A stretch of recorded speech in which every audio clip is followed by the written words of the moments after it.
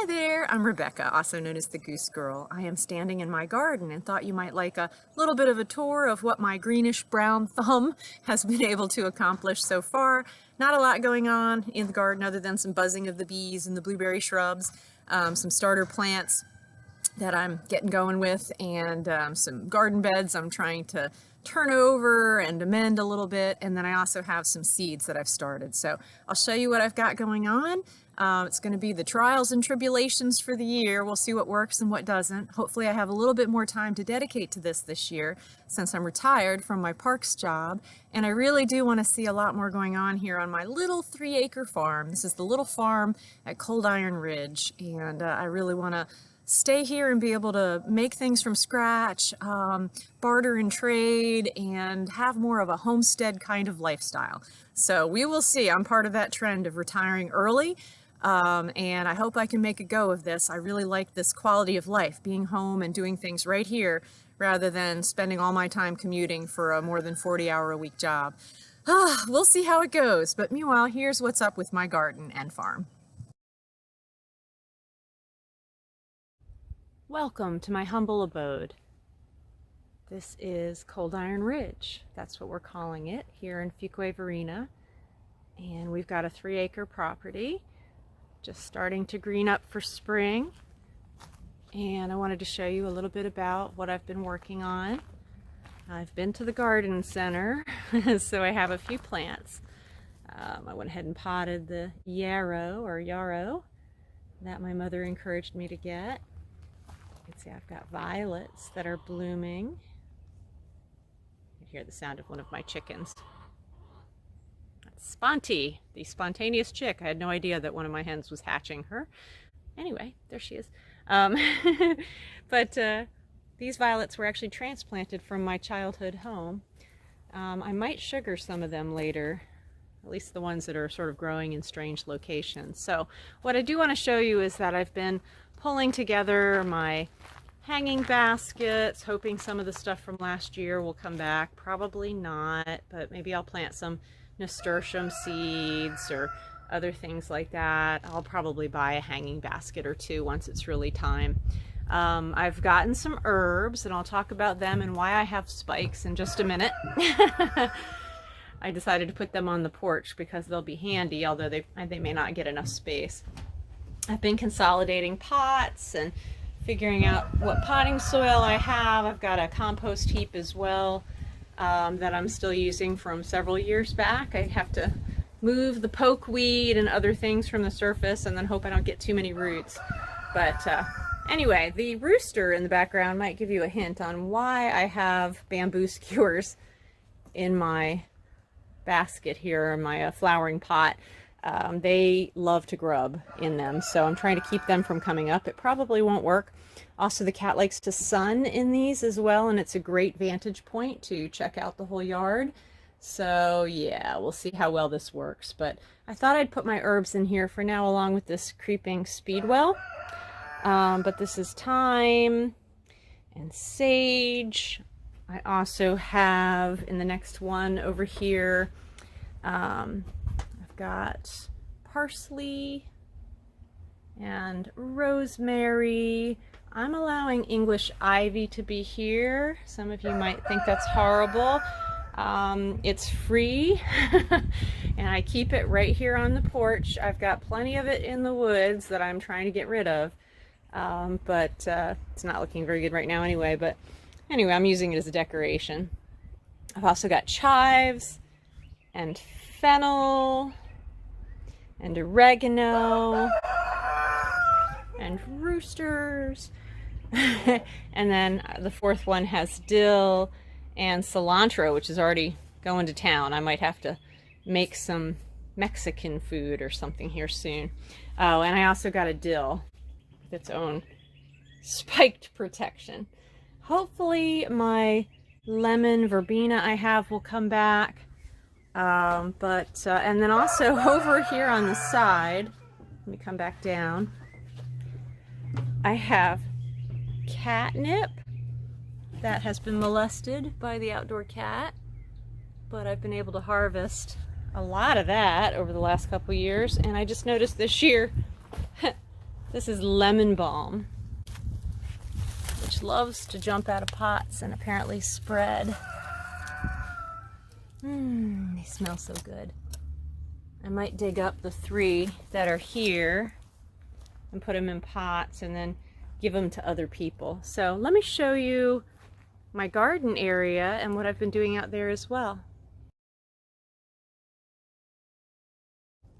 So there's Jojo, our rooster, and I am approaching my garden shed and garden. I have 2 roosters. There's the other one, Lil Peep. He is another chick that was hatched here, and that's Snow. Hey, Jojo. All right, we're gonna close the door behind us to the garden shed so the rooster doesn't follow us. I got peat pots that are from my mom. They're ancient, and they took 2 days of soaking, but I do have, as you can see, some sprouts. Those are tomatoes. I have tomatillos that have started. It's a chicken. Can I see the chicken? Oh, anyway.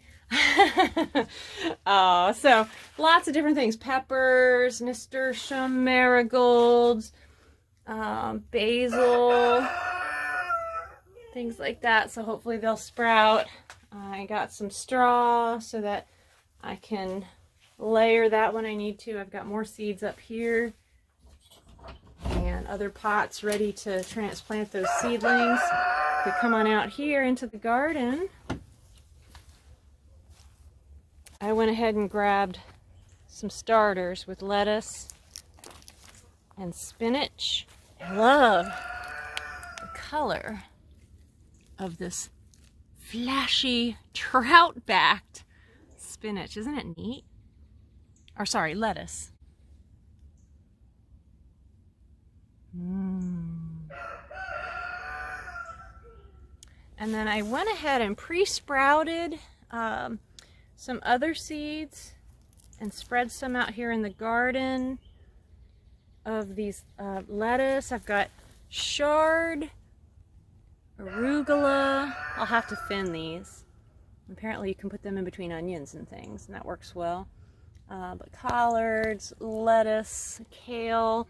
I had potatoes that were sprouting in the kitchen, so I went ahead and just put them back in the ground. I've had a lot of success doing that, and you can see I've added a little bit of compost.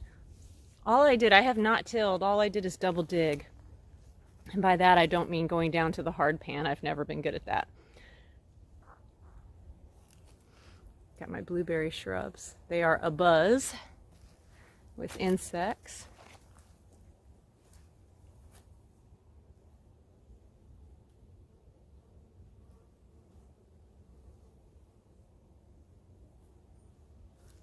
My mom convinced me to buy some strawberries. So I've just got 4 of them. And I wanted to block the bottom of my garden shed, so I just put these cinder blocks in. And I want to figure out what I can plant in them. I'm thinking they're going to be pretty basic because of the concrete. So I'll have to check on that. I've got a free dock plant. Free gallium or cleavers. There's more of that around the corner here. Look at this. I think this was where my basil was last year. It's a healthy crop. And I made a tincture with brandy that I need to actually strain soon from last year. I've also got chickweed in here. These are all free plants. This is great salad. Salad on the half stem. Such a good plant. Super good for you, full of vitamin C. Oh. And then nothing's come up over here yet. But I will have some peas, hopefully, and some carrots. And I'm just using my compost where they were planted. And I probably should have put them into the trench. It was an afterthought. So I also am trying to fight back the blackberry brambles in the corner. My fence is a mess over on that side. You might have noticed on the better side, I have 5 layers of string to keep the deer out. We'll see if it works. So, my garden is small.